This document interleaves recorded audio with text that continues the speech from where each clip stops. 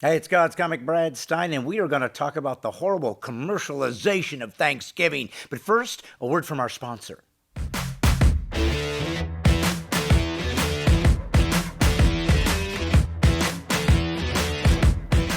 During this Thanksgiving holiday, I believe it's important to take a moment to thank God for the little things that often get ignored or taken for granted in our hectic lives.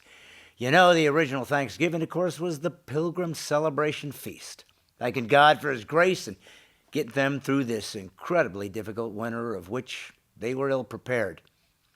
Lots and lots of football will be watched over Thanksgiving, for example, and it's during this solemn ceremony of watching football that can be an amazing object lesson and reminding us to take time and say a little prayer, thanking God for commercials.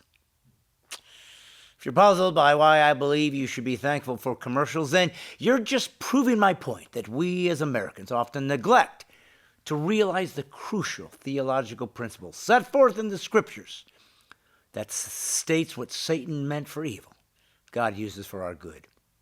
So let me explain. Commercials were first implemented in the 50s, I believe, when TV was in its infancy, and no one knew how important it would be to create a sacred interruption in a program that you were enjoying that advertised some unnecessary garbage in order to give we the viewers our cue to take a whiz or make a sandwich and put on our jammies. Not necessarily in that order. Over time, of course, we found ourselves, to our horror, actually sitting through them. Thus, it became normative for us as people to endure 60-minute sales pitches for scams like exercise products that preach having the body of your dreams comes not by exercise anymore, but by buying an overpriced machine that's fun to use, requires no effort, trims your waistline, and you do nothing but strap it on while eating bagel bites, which proves that the new axiom in retail is no longer the customer is always right, but instead, more accurate 2019 version is the customer is always a rube. You want to know how to tell if the exercise equipment is a hoax? Just look at the actors using it. If Chris Hemsworth is smiling while using the gear, it's proof positive. It is a $250 doorstop. Smiling is what you do after working out, because the greatest moment of any exercise is when you're done.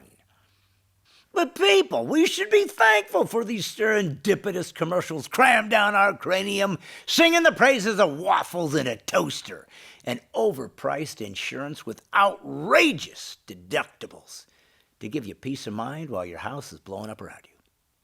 That it finally became too much for some computer technology geek somewhere who found commercials so repulsive he actually spent a Sunday afternoon once not watching football, but instead figuring out a way to record TV in real time, pause it when we needed to leave the area, and when we returned have the omnipotent option of fast-forwarding through the commercials to get right to the action. And thus, TiVo was born. No, TiVo. Remember TiVo? That glorious launch into humans' ability to stop time, all thanks to commercials and our disdain of them. Of course, TiVo evolved into every single cable box in America that can now stop time and forward past the boring parts, which, if we were able to do, would make our life journeys so much shorter, but a heck of a lot more fun. It's comforting to know that though the Lord finds himself in the unenviable position, oftentimes of having to let our fallen natures catch up to us in the form of pain and temptation, even God finds himself compelled to intervene in our affairs when it comes to certain forms of hell on earth that even he hadn't bargained for, like commercials.